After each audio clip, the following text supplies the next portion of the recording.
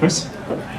Yeah, the flip side of the long lead time of a print publication is we generally have a longer time to put together stories, to nail down all the factual details and to get just the right pictures and to set up the sort of access we need. So generally after the preliminary conversations, once we pull the trigger on a short front of book story, we'll have a good week to put together all the interviews and what the writer needs to do the write-up, and a couple of weeks to get together images, assets for the tablet version or the online version of the story. And we don't do NDAs, but we do honor embargoes. It's 3-month lead time. It's easy to honor embargoes.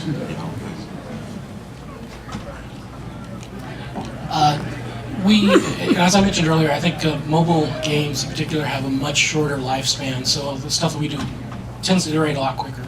A typical thing would be games coming out on Thursday. We'll get it on Tuesday, have a review written on Wednesday night, and take it live Thursday morning. For longer features, usually 3 or 4 days, but we tend to do a lot of things over the phone to get things done very quickly and get the stories written as soon as possible, just so they don't go cold. So just response time when it comes to you is really important. Like if somebody's taking you 24 hours to get back to you, that's probably too long, right? Well, it depends on how they've set up the application launch. Usually we're going to have just 2, maybe 3 days notice before a game goes live. People that are a little more experienced, they can set it up so that they have 2 or 3 weeks in advance, but generally it's just a couple days. Cool. For us, it depends on story type. We run product reviews. I hate to call them reviews because we don't assign scores and we try not to pass judgment about whether or not we love it or hate it. I don't necessarily need to talk to a developer to know what the game is about. The game is able to explain itself. I do like to reach out to developers anyway in an email and say, hey, I'm writing about your game. If you have a couple minutes to talk to me today, please jump on the phone, please give me a call, or hit me up in an email. And I do wait a few hours, but I have told them it's running today. Like, you can't stop me. And if there's something that's more time sensitive, like a news story, and I want to confirm a detail, I tell them, look, this story is going live at this time. If you need to get back to me, if I need to update it, please contact me, and I'm happy to update the story after it's live. And, I realize people are traveling, people are sleeping, people are on vacation. You can't always coordinate making sure that they have their say before the story goes live, but the beauty of working in the internet is it's really easy to just update the story to reflect proper comments, and we're happy to do that. That said, I worked in a magazine environment at GamePro once, and yeah, if I tell you that I need the answers to my questions by the 20th and you get them to me on the 21st, that's not nice. Don't do that. That can really hurt a magazine in a way that it can't hurt a website. And if you decline to get back to them at all, and they write about you anyway, I mean, it's much harder to take back something that was put down in a magazine than it is to take down something that was put online. So be mindful. If you see the email and you don't think you can get to it, please tell the journalist, hey, I can't get to this today, can I circle back tomorrow? And they'll most likely come back with, sure, I've got time, I've got a couple days, or no, this is running in 2 hours. So communicate, tell me what you need, and I'll tell you what I need. Cool, thanks. Sam? No, I pretty much agree with AJ on a lot of those points. I mean, I think as we're working on an exclusive story or any large story, a release story, anything like that, really those hours before it goes live are crucial and key. So, very often we kind of expect you to be available if we've lined up something with you. It just, we're all insanely busy, so, kind of, and definitely procrastinate. So, as we're working on stories, definitely things do just come down to the wire for us. Okay, so I guess just to sum up a bunch of that stuff, it seems like, time is of the essence. All of these people have different things and different needs and requirements, and so as developers, I'm sure it behooves us to find out what those things are. If you're talking to any of these people, find out what their needs are and try and deliver them, because they're going to write about you. So with that, I'm going to hand over to Anne, who's going to talk us through the next half. Hi, I'm going to answer, or actually I'm going to ask all the embarrassing questions that you guys probably want to ask these guys. a lot of, if you're a bigger company, maybe you don't even think this is important because your publicist handles all this for you. Although what was interesting talking to these guys is sometimes your publicist may not be doing as good a job for you as you may think. But in any case, if you don't have, if you're not an EA and you don't have a huge department, sometimes your only chance is actually interfacing with them yourself. And I, like many people, didn't even really know that was possible. From their standpoint, I was amazed that, okay, they have an enormous email list that they're going through, as you can well imagine. Almost all of them do read their emails. That amazed me because they must get an enormous amount. And how hard these people work too. So, all right, you're a developer out there and you're thinking, all right, here's my chance for my game. And by the way, please do not email or spam these guys on your clone game. Just try to make money off that. It's not interesting to them, okay? If you got anything out of this, you should get that. If you do really have an interesting game or idea, all right, and you don't have the $1 million publishing company, which maybe in some cases is good, maybe it's bad. We can ask AJ about that one. But anyway, if you're sitting there thinking, what would I send these guys that would give them an idea to pay attention to me, or even to ask them questions? All right. There are the developers out there. They're going to send you an email. Obviously, there's the headline, but then there's the content of the email. What would you pay attention to if it landed in your inbox? And I realize some of that it's important to your various applications or various publications as far as what you would pay attention to.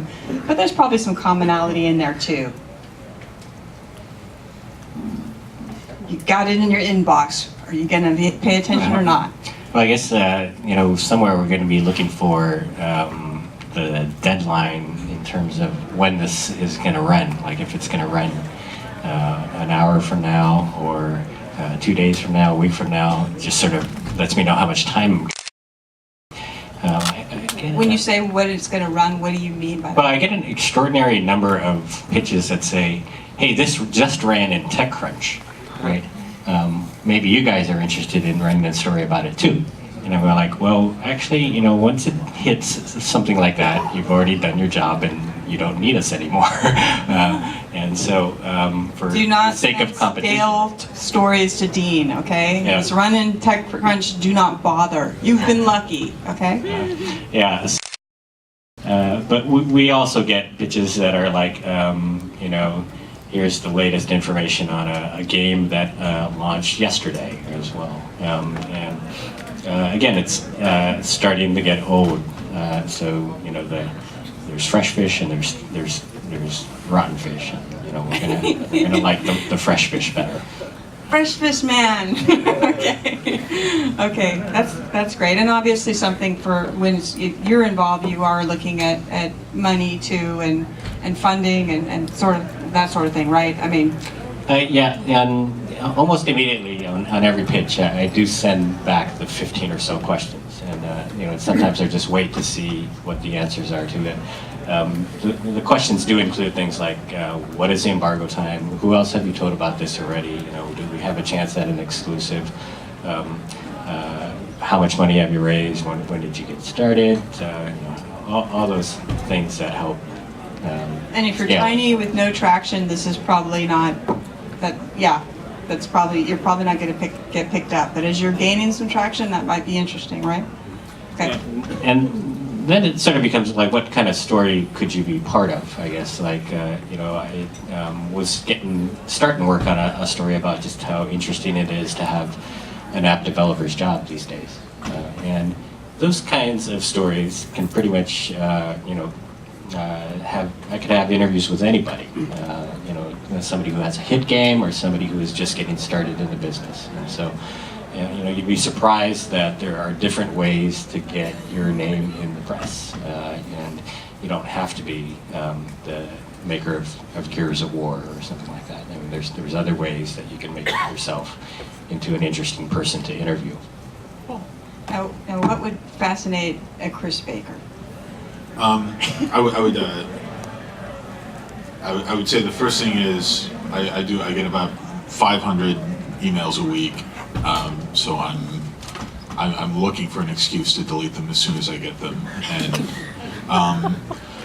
a lot of times I can do that. One thing I would say to anyone, something I tell as well to my freelance writers is, you should know the magazine. You should, I think, I get a sense that people sit around a table and they think, like, what are some cool Wired themes of Wired that, that what Wired might be into, and they spend a lot of time brainstorming that without ever actually physically picking up the magazine. If I get a pitch and it's clear to me that this person who sent it doesn't have a clear sense of which stories are from are unique to Wired.com, that kind of tells me, they haven't really like crafted this, to be directed at me. God forbid you should actually read the publication that you're trying to get into.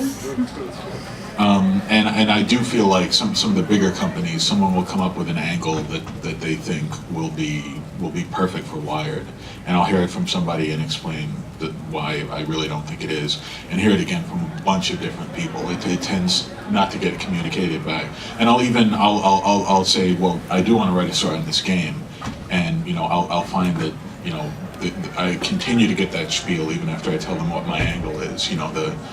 The images they want to generate for me are related to their initial, story pitch, which is definitely problematic. And as Dean said, I think a lot of people will, send something, and very high up they'll have a list of all the other people who've written about their game to sort of validate it. But I see that and I'm instantly thinking, well, there's no point in writing on this. I mean, I'd say to a certain extent, having other outlets write about your game does validate it and does get my attention. But I feel like I would need to instantly then see there's something these stories have missed. There's something else for you to write about that hasn't been covered here. There's some angle that hasn't already been out there. Just clarify one thing I said, because somebody tweeted about it. And I actually... It's the horror of real-time feedback. I kind of said that, we're not going to write about a game that's already launched. I sort of mean a game that's launched and gotten a lot of publicity already. But if, on iOS, you can, or on Facebook, you can launch games and, they could go for a while or weeks before you realize that they have enough traction to be worth the story. And so sometimes actually, as long as a story or a game has not been widely publicized, we can still write about it. So I'll talk a little bit about something that we do a little bit different. Is that, since we review mobile applications, I think one stat that I came up with a few weeks ago was that there are approximately 1,200 new apps released every day. We get probably across all of our publications about 200, 250 app review requests per day. And we publish, on a good day, 12. So it is very important to craft a very good PR message that you're sending out. Don't load it down with a ton of attachments. Give us a good short summary of what the app is. And something that Dean mentioned, something that's very interesting, different either about the app or about the developer. About a year ago, we wrote about an app just because the developer flew a hospital helicopter by day and developed apps at night, so it was a great story. His app was very good too, that was good, but we would have written about it whether the app was bad or not. Images and video definitely help because if an image is worth 1,000 words, a video is worth 10,000 words. That definitely helps us take a look at something. And with the hundreds we get every day, if you read into your email and it's more than 20 seconds before you actually get to what the app is, we've probably already passed up on it. So get the short summary up there right at the top. Okay, so you're a fast-moving area, and things need to get to you. They need to say what they need to say to you very quickly. Right. Yeah. Yeah. It has to say right the first thing. Don't beat around the bush. Just tell us exactly what the app is, what's different, what's special. Okay. So Jeff is kind of a no BS guy. This is not the guy to throw your. Yeah. I mean, with the hundreds we get every day, we don't have time. Right, and you're pretty smart too. We did talk to you, and it was like, wow, this would not be the guy to throw your. Yeah. Just save that. In fact, none of these people would be. Okay. Say, All right, is one of us more worthy of those pitches? Do not compare your game to other games, ever. If I see another headline that says, "This ain't your granddaddy's Farmville," I will kill one of you. I am sorry. All right. I am sick of that. And then, I've got the next Angry Birds, I've got the next blank. I don't care whose game. Your game, why is your game different? And don't compare it to another game. That's just lazy writing. So, why your product or your game even, what is it that it's doing that's special? And if the answer is nothing, it's totally okay to say, "Hey, I've got a cool game that just launched, I hope you get a chance to check it out. P.S. Put the name of the game in there and spell it right." If you're gonna do that. If that's how you're gonna roll, please spell the name of the game right and actually include the name of the game in your pitch. But yeah, I'd say it's poor form to compare your game to another game or to try to convince me that because I've written about all these other things that are similar to your game that I'm somehow wrong or stupid. That's not nice either. I go through approximately 50 to 70 emails a day, and I will just sit there and start deleting it. Make sure that your game is on a platform that I cover. I don't care about your XBLA game. I don't care about your free-to-play MMO. If you're not on Facebook, you're wasting my time. Sorry. And, if I already wrote about you, for the love of God, do not write to me to write about you again and then quote something I wrote as if someone else wrote it and you saw it on a different site. That ain't cool either. Wow. So, that's my list of things not to do. No, but I would pretty much agree with everything that was said. I mean, personalizing the pitch is definitely key. I think it's all too often we'll get emails that just say, it's kind of, our game's coming out, here's the launch trailer, here's the fact sheet about it, and now do your thing. And it's like, to us, that's not very compelling. Just kind of like, as others have said, just, knowing the audience and knowing the publication that you're talking to is pretty key too. Kind of looking at the site, looking at, what kind of coverage have we done in the past, and, I think all that is pretty key.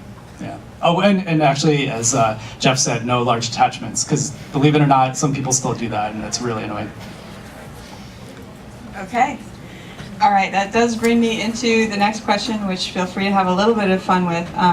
One of the things that I do want people to take away is that it's not impossible to reach out to these people if you have something that is, well crafted or at least interesting, not a clone, please. You can do that. They won't, they might even read it. They might even go for it in establishing a little bit of a relationship. Now that I've encouraged you to do that, though, I do want to bring up the other side, which is, let's go over some of the dumbest things people have done, as in something that they approached you in a nightmare sort of way. And this can be professionals as well as developers who we have a little bit more of an excuse because supposedly this isn't what we do every day.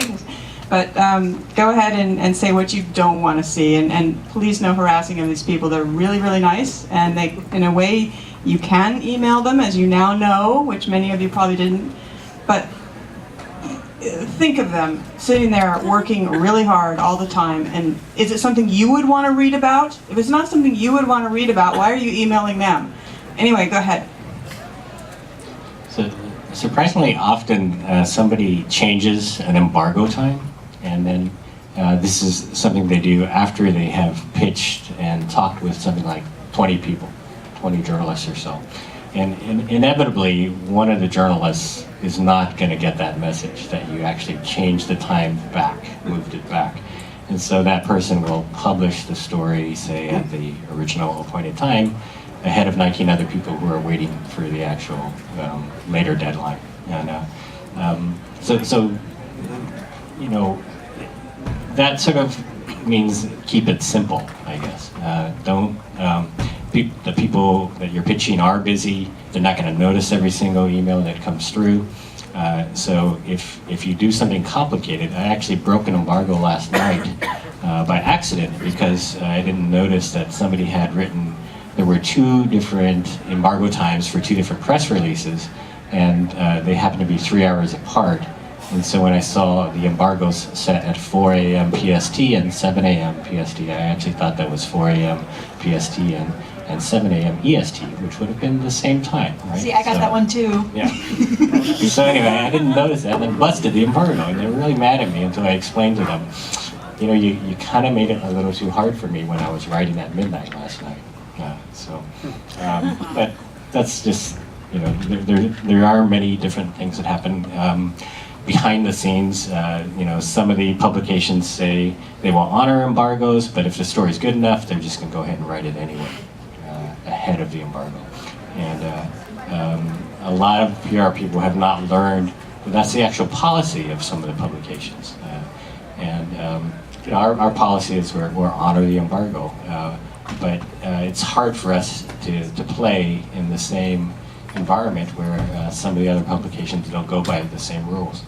And so every question, every time I get pitched now, I ask, are you pitching these other publications at the same time? And if you are, then I need to have more from you in writing about exactly what you're telling them and when and all that.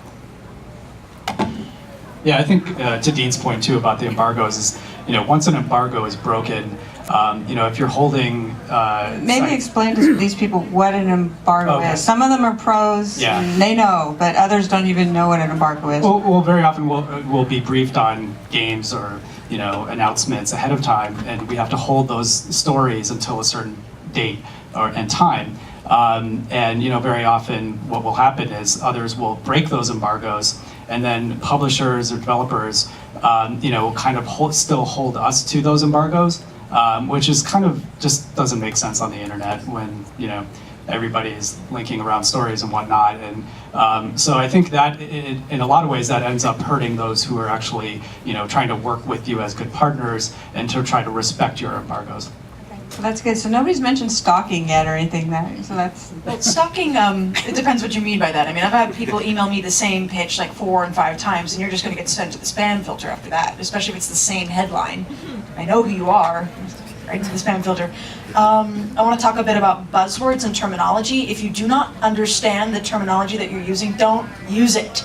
I've had people, when I email them for a comment, email me back, off the record, no comment. That doesn't make any sense. You can't do that. Like, you can say something is off the record and then tell me something that's actually a fact or interesting, or you can say no comment. Pick one, please. So, you know, please know what you're talking about when you do that. I once had a nightmare press release I got that was in 4 different fonts and 2 different colors because they were obviously copy pasting from 4 different press releases to construct this new press release to give to me. That's just sloppy. That does not make me want to read your press and that was releases. from a pro, right? That was from Probably a from a publicist, someone I had worked with before. I was a bit shocked to see such lazy publicizing from her. And then the worst part was she was using, you know, she was using monthly active users is abbreviated as MAU, daily active users is DAU, and she was just throwing those in there in sentences where they didn't make sense, did not seem to know how the product worked, and it got so bad that I emailed her back and said, I'm sorry, I don't understand any of what you're saying. And then she emails me back the second paragraph of her copy-pasted thing with the same font issues, and I'm thinking, did you even read my email? This story eventually resolved itself with the CEO of the company that hired her to publicize his product, firing her, calling my cell phone, and just telling me what his product was. And he got his story on Inside Social Games, and it had a happy ending, but you know, beware of that, and maybe you should ask, if you're working with a publicist, always ask to see the press release before it goes out to the press so that you can catch mistakes like that. Just cautionary tale. All right, what was fascinating to me about that was that they were kind of explaining to you what MAU and DAU are, and you guys are one of the publications people go to for that. I mean, Yeah. okay, anyway. Just one last thing too is don't announce things on like a Friday at 4 o'clock in the afternoon, please, because actually people will do that. Yeah. Some of the things that really bother me are not understanding time zones and calling me at 6 o'clock in the morning. You stole mine. At least once a week, someone will describe their company as the industry-leading iOS game developer, but yet they have yet to release a game.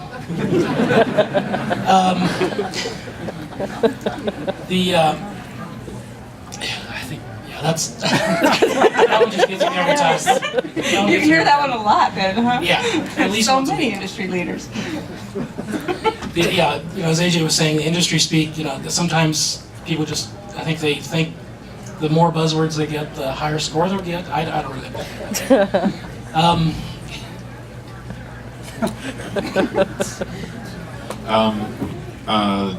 The only thing worse than getting that 6 a.m. call to follow up on a story is getting the 6 a.m. call to follow up and ask if I had had a chance to read that press release they sent at 5:59 a.m.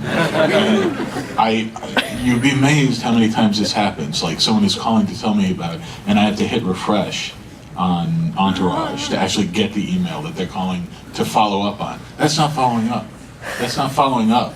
If you get it, at the exact same time as a press release.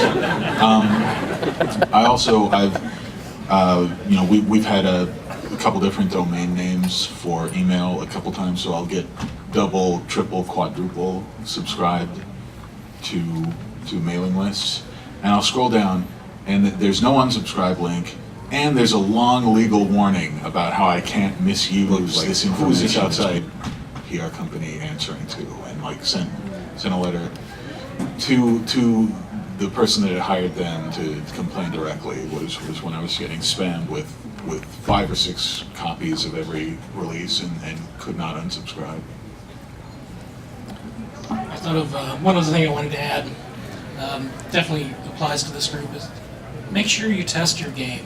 And by that I mean, make sure at least 10 people outside of your immediate family see your game before you release it. Just this week I've seen 2 really good ideas for games that obviously no one has tested because the controls are impossible, the text is very, very badly translated.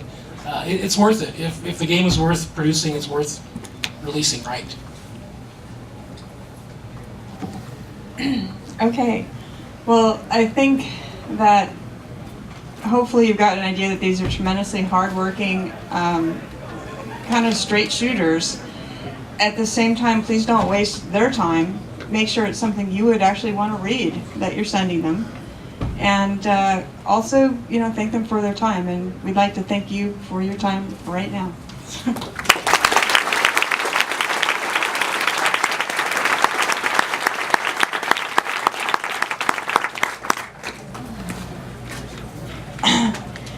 Okay, I don't. So is there a favorite publicist you have? Are there people who do a good job? I have one. I actually have one. I've worked with a lot of publicists. Name dropping them would be kind of rude, wouldn't you think? I mean, it's like exposing them. You want me to name drop them. There's Chris Norris. I worked with him at Ubisoft. I worked with him again at EA. Really straight shooter. He's not going to waste my time with a bad pitch. John Kopp, similar story, where he knows when he's repping a bad game and he's not going to waste my time. Casey Lynch, back when he was a publicist, I believe he now heads up. He's your boss? He works with IGN. Not my boss, but he works with me. Yeah, he was good. He would know. There's an example. Fairy Tale Fights was a game for Xbox 360 and PlayStation, and it was not good. And he was not going to lie to me about that, but he knew that he had to get it written about, so he's like, what can I do to get you to write about this game? I will tell you everything you want to know. And he would work with me, and I really appreciated that.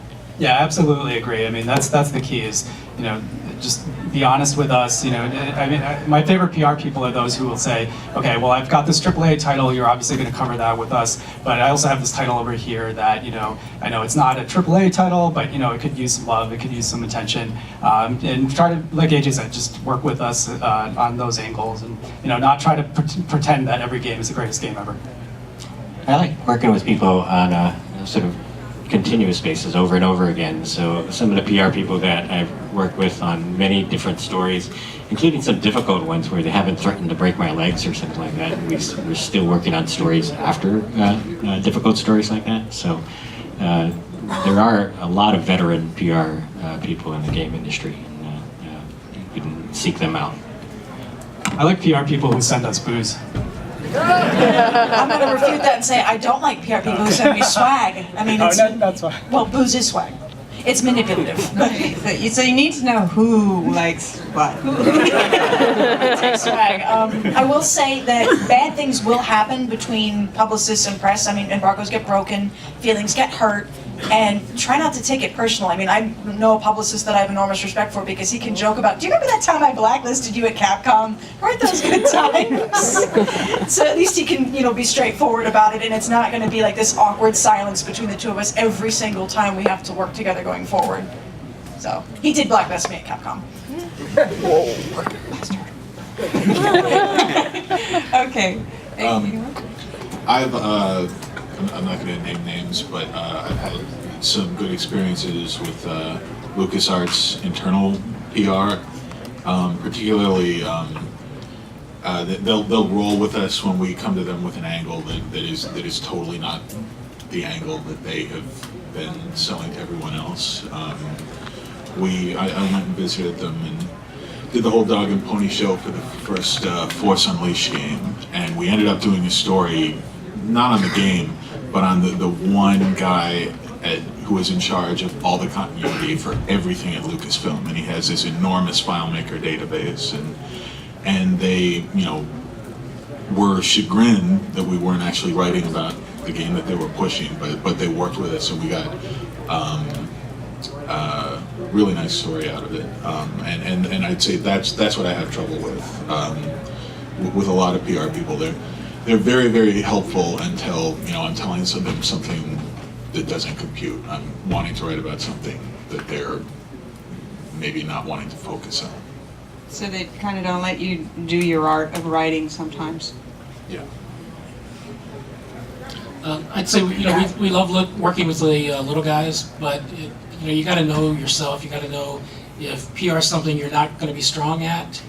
Don't be afraid to find a company to handle it for you, and at the very least, watch exactly what they do, so that for your next game you can do it yourself if you want. But it does help, and a lot of times having a relationship with some of these larger companies and smaller PR companies, because you don't have to do that first dance of who am I, what am I doing.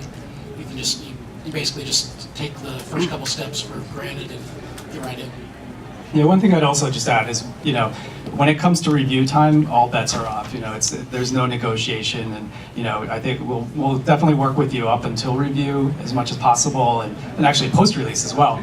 But when it comes to review time, that's not up for negotiation. As it should be. Okay, I think we had one more, and then it's time to socialize again. Thank you. What about Twitter for you? It's important hashtags or things. This is a passive way, active way from us to reach you, but it's also there is also other ways to get. Usually they're talking very in hashtags, trending topics and everything. So how does it work for you, and how do you take it for each one of you? Thank you. Wait. About Twitter. Reaching you on Twitter, right? Yeah. I've had people reach out to me on Twitter. I usually direct them to my email, though. Talking about something on Twitter is a public conversation as far as I'm concerned. Even if it is hidden around @symbols and hashtags, I'd much rather talk to you in email. So I'm just going to direct you to do that. But yeah, by all means, if you didn't have our email, feel free to reach us on Twitter or Facebook, or even on our websites as well. So it's a way to get to the email then if they don't have it. That's okay. Yeah.